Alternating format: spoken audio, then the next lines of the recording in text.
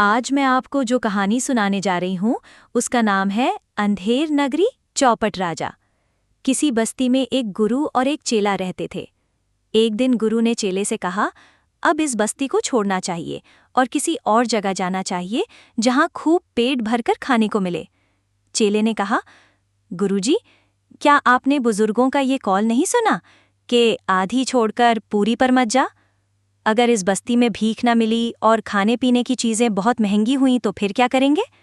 गुरु बोला, भीख के काफी पैसे मैंने इकट्ठे कर लिए हैं, इसलिए अगर वहां भीख न मिली तो भी हम गुजारा कर लेंगे। लेकिन अब इस बस्ती से जी घबराता है, इसलिए हमें कोई दूसरी बस्ती में चलकर रहना चाहिए। चुनांचे गुरु चेला चल निकले और चलते चलते बहुत दूर एक बस्ती में जा पहुंचे। चेले ने उस बस्ती के एक शख्स से पूछा, भाई, इस बस्ती का नाम क्या है? उसने कहा, अंधेर नगरी। गुरु ने पूछा, इसका राजा कौन है? उस शख्स ने जवाब दिया, चौपट राजा। जब गुरु और चेला बाजार में आए तो देखा कि हलवाई की दुकान पर गर्म गर्म पूड़ियां तली जा रही हैं। वहां कद्दू का साग था और आम का अचार भी। गुरुजी के मुंह में पानी भर आया। हलवाई से पूछा, पूरी और भाजी का क्या भाव है? हलवाई ने कहा, मालूम होता है तुम अंधेर नगरी में नए नए आए हो। क्या तुमने किसी को ये कहते नहीं सुना, अंधेर नगरी चौपट राजा, टके सेर भाजी टके सेर खाजा। यहां पर हर चीज टके सेर मिलती है। गुरु ने चेले से कहा, देखा, मैं ना कहता था कि हम ऐसी बस्ती में जाएंगे जो हमारी बस्ती से अच्छी होगी और वहां हर तरह का आराम होगा। एक दिन मालूम हुआ कि अंधेर नगरी के चौपट राजा के महल की दीवार गिर गई है। राजा को जब पता चला तो उसने अपने मिस्त्री को बुलाकर कहा कि वो पता चलाए कि महल की दीवार कैसे गिर गई या किसने उसे गिराया है। इस राजा के बारे में ये मशहूर था कि वो हमेशा नशे में रहता था।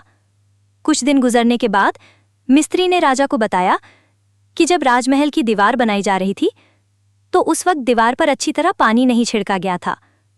राजा ने पूछा, कसूर किसका है? राजा को बताया गया कि कसूर भिष्टी का था। राजा ने हुक्म दिया कि भिष्टी को फांसी पर चढ़ा दो। जब भिष्टी को बुलाया गया और उससे पूछा गया कि उसने राजमहल की दीवार पर अच्छी तरह पानी क्यों नहीं छिड़का था, तो भिष्टी ने कहा कि जिस जमाने में राजमहल की दीवार बन रही थी वो बीमार था। राजा ने जल्दी से हुक्म दिया, फिर किसी बीमार को फांसी पर चढ़ा दो। मिस्त्री ने परेशान होकर कहा, महाराज, फांसी का फंदा बड़ा है, इसमें किसी बीमार की गर्दन नहीं फंसेगी। राजा ने गुस्से में जवाब दिया, तो फिर जिस आदमी की गर्दन में फंस जाए उसे फांसी पर चढ़ा दो। आखिर सारी नगरी छान मारी गई, लेकिन ऐसा आदमी नहीं मिला जिसकी गर्दन में ये फांसी का फंदा पड़ जाए। सिपाहियों को जब गुरुजी मिले तो उनकी गर्दन में फंदा आ गया और उन्हें ले जाने के लिए सिपाहियों ने फांसी पर चढ़ने की खबर सुनाई तो गुरुजी बहुत घबरा गए। चेले ने हाथ मलते हुए गुरुजी से धीरे से कहा, गुरुजी, देखा आपने, जिस बस्ती में टके सेर भाजी और टके सेर खाजा मिलता है और जिस नगरी में चौपट राजा होता है, तो फिर इस बस्ती में यही होता है। जो कुछ की आप जैसे बेकसूर आदमी